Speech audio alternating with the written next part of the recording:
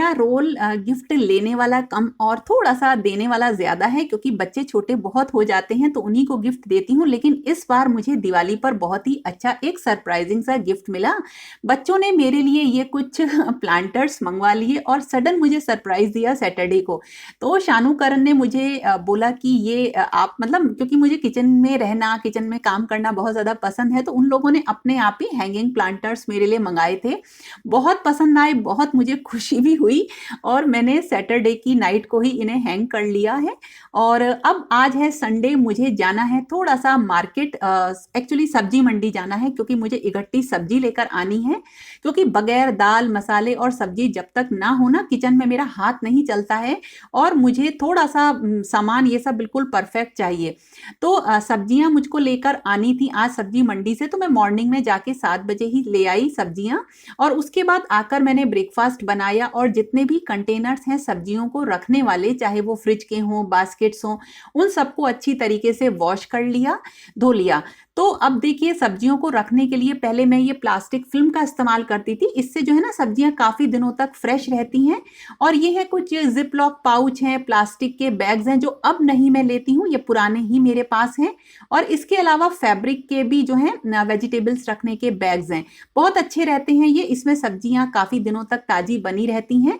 तो इकट्ठी सब्जियाँ आईं और क्योंकि अब विंटर्स हैं तो सब्जियाँ तो बहुत सारी आ जाती हैं अलग-अलग तरीके की। तो इन सारी सब्जियों को पहले वॉश करना था। कभी भी मैंने सब्जियों को बगैर धोए फ्रिज में नहीं रखा है, हमेशा वॉश करती हूँ। लेकिन आजकल थोड़ा-सा मैं एक वेजिटेबल सैनिटाइज़र का यूज़ करती हूँ, कोई कोलैबोरेशन वगैरह नहीं है, पहले भी मैंने आपको बताया है। इसमें जो है पानी में इसे भिगो डाल के एक ढक्कन मैं सब्जियों को रख देती हूँ 10 मिनट के लिए और उसके बाद इन्हें वॉश कर देती हूँ। इससे मतलब मुझे थोड़ी-सी सैटिस्फैक्शन हो जाता है कि अब जर्म्स वगैरह नहीं हैं और सैनिटाइज़ हो गई हैं सब्जियाँ। तो अब मैं इन्हें धो के रख दूँगी, सूख जाएँगी सब्जियाँ और बच्चों को लंच कराने के बाद और नहाने के बाद अब ये सब्जियाँ सूख गई हैं और अब मैं इनको रखूँगी। तो जब मैं सब्जियों को रखती हूँ ना, तो अलग-अलग तरह से रखती हूँ। जैसे जो सब्जियाँ काफ़ी दिनों बाद यूज़ करूँगी, 1-2 दिन बाद यूज़ करूँगी, 2-3 दिन बाद, उनको मैं रखती हूँ फ्रिज में और बाकी क्योंकि विंटर्स हैं तो बाहर सब्जियों को मैं रख लेती हूँ। तो जो भी बैग्स वगैरह थे उनमें मैंने सब्जियों को अच्छी तरीके से भर के रख लिया है। और जो सब्जियां अगर आप थोड़ी सी यूज कर लेते हैं, जैसे पपीता आपने काट लिया है तो उसके ऊपर अगर आप ये प्लास्टिक फिल्म लगा के रख देते हैं तो वो बिल्कुल फ्रेश बना रहता है। तो अब इसके बाद क्या है ना, जैसे आप अदरक वगैरह यूज अगर करते हैं घर में तो उसे वॉश करके ना थोड़ा धूप में आप सुखा दीजिए और उसके बाद ही उसको रखिए अंदर। इससे ना इसके अंदर बिल्कुल भी नमी नहीं आएगी, जिससे ये सड़ेगी नहीं और इसमें स्मेल नहीं आएगी। तो अब इन सब्जियों को रखना था इनकी जगह पर। तो देखिए, सारी सब्जियों को फ्रिज में बाहर मैंने अलग-अलग बास्केट में रख दिया।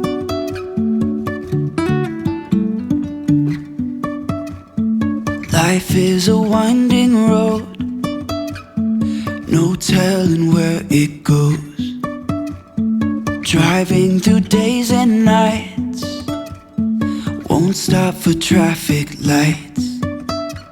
And अब मैं बनाऊंगी गाजर का हलवा। तो गाजर का हलवा बनाने के लिए मैं लूंगी गाजर। तो सबसे पहले मैंने गाजर को धो लिया था पहले ही और इनको अच्छी तरह से छील लिया है। और अब बुलाते हैं शानू को, वो करेगा आगे का काम, यानी गाजरों को कसना है मिक्सी में। मैं टोटल 7 किलो गाजर लेकर आई थी, जिसमें 5 केजी मैंने हलवे के लिए प्रिपेयर कर ली हैं, छील के धो के अच्छी तरीके से, और 2 केजी मैंने हटा दी हैं जो काम आएंगी सब्जियां वगैरह बनाने में। और ये है एक बड़ा कुकर जो मम्मी ने मुझे दिया था, ये मैं इसलिए ही उनसे लेकर आई थी कि जब कभी भी मैं गाजर का हलवा या साग बनाती हूँ ना, तो उसके लिए मुझे बड़े कुकर की ज़रूरत पड़ती है।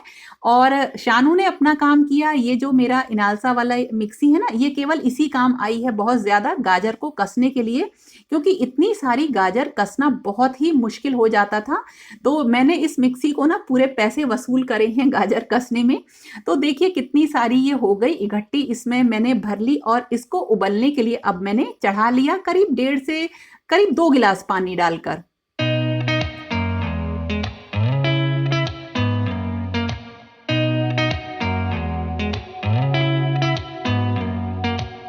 did you ever stop and think Why spend too much time just getting ready? जितनी ये है ना सारी सब्जियां, उतना ही इनमें कूड़ा निकला है। कई मेथी या बथुआ, जो मैंने मूली के पत्ते थे ये वो हैं, और ये है पालक। Let me be honest. अब ये गाजर जो है गल गई है, इसको मैं ठंडा होने के लिए छोड़ रही हूँ। और अब बनाऊंगी साग। साग बनाने के लिए मैंने लिया है ये पालक है करीब 500 ग्राम्स यानी आधा किलो, और 250 ग्राम है इसमें मेथी, और 250 ग्राम है बथुआ, और जो मूली के पत्ते थे ना वो भी मैंने इसमें डाल लिए हैं। साग को बारीक बारीक काट लिया है और उसमें डाली हैं 4-5 मिर्च डाल दी हैं, और 7-8 कलियां लहसुन की और अदरक। और इनको डालने के बाद करीब इसमें 1 गिलास पानी डाल के बॉईल कर लेंगे। बहुत ज्यादा बॉईल नहीं करना, 1 सीटी दे दीजिएगा बस, और उससे ये जो है थोड़ा सा गल जाएगा। और इसके साथ साथ जो बथुआ मैंने साफ किया है उस सबको भी मैंने एक भगोने में पानी डाल के बॉईल कर लिया। ये भी बहुत काम आता है बथुआ, और बहुत ही ज्यादा जो है पौष्टिक होता है। और देखिए गाजर का ये कुकर अब ठंडा हो रहा है, क्योंकि गाजर बॉईल हो गई हैं। करीब 2-3 सीटी मैंने गाजर की दी थी। और अब जो ये मेथी साफ करी है और जो पालक साफ किया है, इसको मैंने बिल्कुल ड्राई करके सुखा के अच्छी तरह से फैब्रिक वाले जो बैग्स है ना उसमें भर के रख लिया है। मेथी के पराठे बनते हैं रेगुलर घर में, बहुत अच्छे लगते हैं बच्चों को, और इसी तरीके से पालक को दाल पालक वगैरह में मैं बना लूंगी। तो देखिए कितना सारा काम मैंने कर लिया आज सब्जियों का। ये इससे करने में 1.5 से 2 घंटा लग जाता है सब्जियों को साफ करने में। अब देखिए गाजर बॉयल हो गई थी, मतलब 2-3 सीटी मैंने लगा ली थी, और उसके बाद इसको जो है मैंने कढ़ाई में कर लिया। थोड़ा सा दूध और मलाई डाल दी है, जरूरी नहीं है, अलग अलग मेथड से बनते हैं गाजर के हलवे। और इसके बाद मुझे क्या करना है, इसका जो पानी है या दूध है इसको सुखा लेना है। तो धीमी आंच पर मैं गाजर को छोड़ दूंगी और ये पकती रहेगी। और उसके बाद जब इसका पानी ड्राई हो जाएगा, मतलब ये बिल्कुल सूख जाएगी, तब आगे इसको देखेंगे। और देखिए ये बॉयल हो गया है साग और बथुआ भी। अब इसको ठंडा होने के लिए छोड़ देंगे, और उसके बाद जो ग्राइंडर आता है ना उसी से साग को मैं पीस लूंगी। ये साग बनाना और गाजर का हलवा बनाना मैंने अपनी मदर इन लॉ से सीखा था। और उसके बाद मैंने साग को चढ़ा दिया है बॉयल होने के लिए, और धीमी आंच पे ये जो साग है ये खदकता रहेगा। और इसी के साथ साथ जो मैंने बथुआ बॉईल किया है उसका सारा पानी हाथ से दबा के निकाल लिया है। अब इसमें से आधा तो मैं रख दूंगी पराठे बनाने के लिए, जो कल सुबह बनाऊंगी, और बाकी का मैं पीस लूंगी, जिससे कि रायते बहुत अच्छे बनते हैं। और इकट्ठा पीस के इसको रख लेंगे। तो जो ये पीसना है, इसमें थोड़ा सा पानी ऐड करने के बाद इसको बारीक पीस लेना है। तो ये देखिए अच्छी तरीके से एक ऐसी चीज तैयार हो जाएगी जिसे कि आप हफ्ते भर रायता बना सकते हैं। गाजर का हलवा हो या साग हो, दोनों ही चीजों को बनने में लगता है टाइम।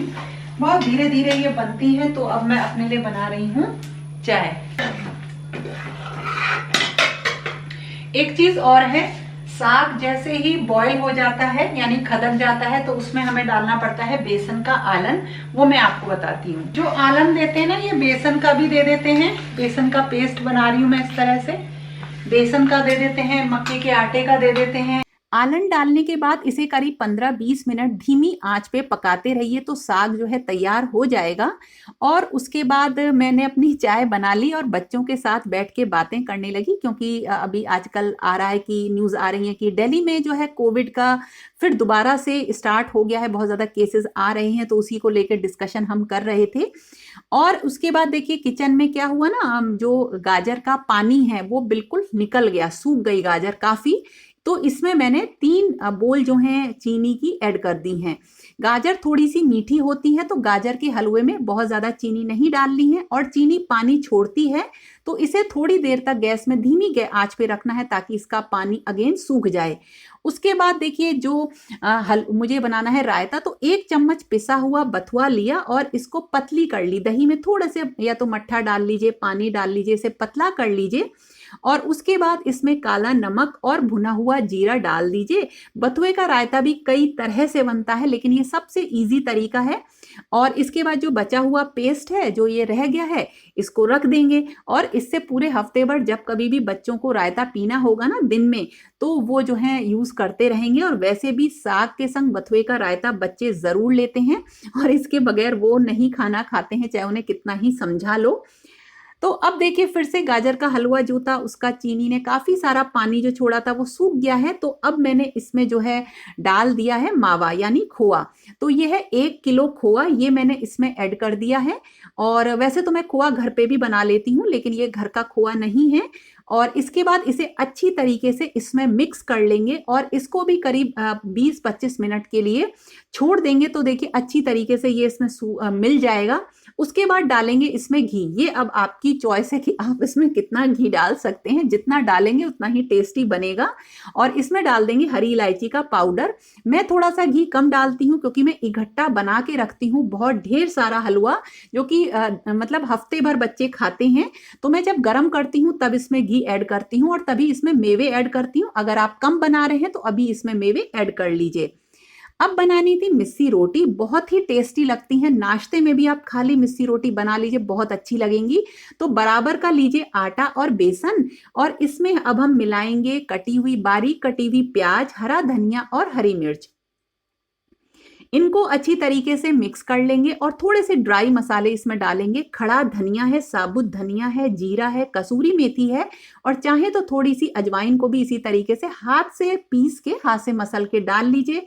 ऐड कर लीजिए अपने अकॉर्डिंग नमक, और इसका रोटियों जैसा आटा गूंद लीजिए। बहुत टेस्टी ये रोटियां लगती हैं, एक बार बना के जरूर देखिएगा। और उसके बाद देखिए साग भी पक गया है, साग को छौंक लेते हैं। इसमें घी लिया, देसी घी डाली, हींग और डाल दिया जीरा। और इसी में जितना साग आपको खाना है, क्योंकि साग ज्यादा बनता है तो 2 दिन तो मेरा ये चल जाता है, तो जितना खाना है वो इसमें डाल दीजिए। थोड़ा सा 2-3 मिनट पका लीजिए और साग देखिए इतना डिलीशियस साग है, ये रेडी हो जाता है। वैसे तो साग बनाने के भी हर जगह पे अलग अलग तरीके हैं। और देखिए अब उसके बाद क्या है, जो इकट्ठा हलवा बना लिया था उसमें से बचा हुआ मैंने मतलब थोड़ा सा जो आज खाएंगे बच्चे वो रख लिया, बाकी इसे कंटेनर में करके रख दिया है। अब देखिए लोई बनाएंगे हाथ में घी लगा के, और घी लगा के ही, घी नहीं सॉरी, रिफाइंड ऑयल वगैरह लगा के, और इसी से इसको बेल लेंगे। बेलने के बाद एक साइड पे लगाएंगे अच्छी तरह से पानी, संभल के रख देंगे तवे पर। और अब चाहे तो इसे, जैसे मैंने आपको नान बताई थी ना, आप नान की तरीके से सेक लीजिए, या आप जैसे नॉर्मल रोटी सेकते हैं वैसे सेक लीजिए। तो मैंने तो नॉर्मल रोटी की तरह से सेक ली क्योंकि बच्चे हल्ला मचा रहे थे। तो देखिए अब हलवा कर दिया और हलवे में डाल दिए ये सारे काजू वगैरह। और मैं जो हूँ बाईकास्ट जाट हूँ, हम लोग जाट हैं, तो जाटों के खाने में गुड़ ना हो ऐसा तो हो ही नहीं सकता। तो ये पूरे जाड़ों बच्चे गुड़ खाएंगे, और ये बहुत ही बढ़िया सी ना थाली तैयार हो गई, जो कि एक पर्टिकुलर जाड़ों का एक बढ़िया लंच या डिनर है। जरूर ट्राई करिएगा आप, इसको सबको बहुत पसंद आएगी। तो ये थी मेरी जाड़ों वाली एक बढ़िया जाटों की जाड़ों वाली थाली। और अब आप इसको बताइएगा कि आपको ये सब चीजें कैसी लगी, किचन के प्लांटर कैसे लगे। तो फ्रेंड्स फिर मिलेंगे एक नए और इंटरेस्टिंग वीडियो के साथ। तब तक के लिए okay friends, thank you and bye bye. Got my head spinning on my shoulders.